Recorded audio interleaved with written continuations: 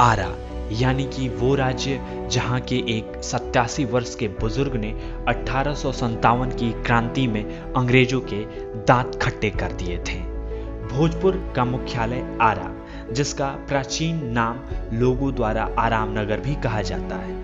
इतिहासकारों की माने तो राजा मयूर ध्वज ने भक्ति की परीक्षा देने के लिए अपने पुत्र को लकड़ी चीरने वाले आरा से काट दिया था। भगवान को प्रकट होने के बाद जब मयूर ध्वज का बेटा जिंदा हुआ तो इस नगर का नाम आरा रखा गया। आरा के संदर्भ में यह भी कहा जाता है कि यहाँ पहले काफी अरण्य यानी जंगल हुआ करते थे, जिसकी वजह से धीरे धीरे अरण्य के इस शहर का नाम आरा होता गया। वहीं आरा में मां आरण्य देवी का मंदिर भी है, जिसके कारण ऐसी मान्यता है कि आरा नाम उनके नाम पर रखा गया है।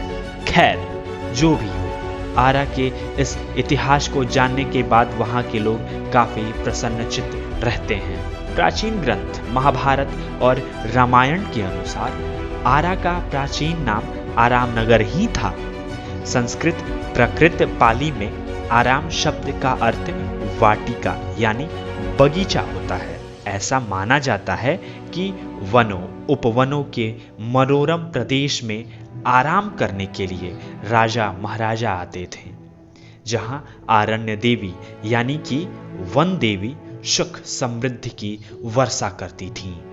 वहीं पकड़ी मोहल्ले के बारे में कहा जाता है कि पांडवों के अज्ञातवास के दौरान बाकासुर का वध किया गया था।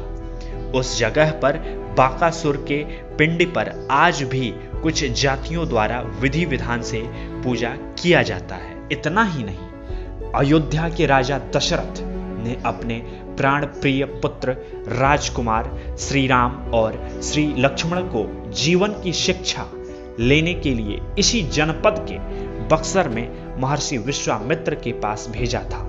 और जब युवराज सीता स्वयंवर में भाग ले मिथिलापुरी जाने लगे तो करु स्वदेश वर्तमान में कारी साथ होते हुए आरा को पदरज से पवित्र करते हुए वैशाली महानगर की सौंदर्य निहारते हुए आगे बढ़े थे। आधुनिक इतिहास की बात करें तो 1857 के विद्रोही क्रांति में आरा के जमींदार परिवार से ताल्लुक रखने वाले जगदीशपुर के बाबू वीर कुंवर सिंह ने अंग्रेजों से लोहा लेते हुए उन्हें कड़ी टक्कर दी थी। बाबू वीर कुंवर सिंह जब युद्ध के दौरान गंगा नदी पार कर रहे थे तो अंग्रेजों द्वारा उन्हें गोली मारी गई और एक गोली उनके दाहिने हाथ पर लग गई, जिसके कारण उन्होंने अपने हाथ को काटकर गंगा में बहा दिया।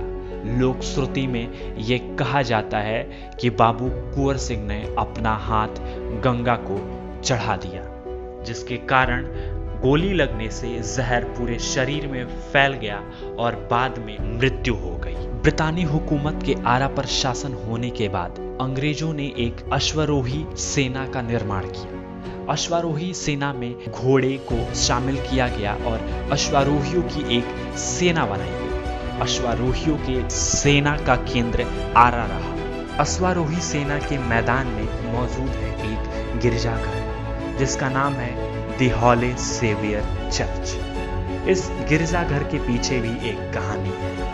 कहानी ये है कि बताया जाता है कि जब लंदन के एक अधिकारी जिनका नाम जॉन ऑस्टिन था, वो भारत के दौरे पर थे। उन्होंने बिहार प्रांत में बनी अश्वारोही सेना को देखने में अपनी रुचि दिखाई।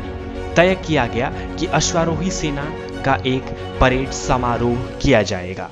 वहां के जनरल ने यह तय किया कि हम जॉन ऑस्टिन के सम्मान में एक चर्च का निर्माण करेंगे। आज भी ये गिरजाघर उस वक्त की कहानी को बयां कर रहा है। ऐसी ही रोचक जानकारियों के लिए अनएक्सप्लोर्ड एडवेंचर के साथ बने रहें।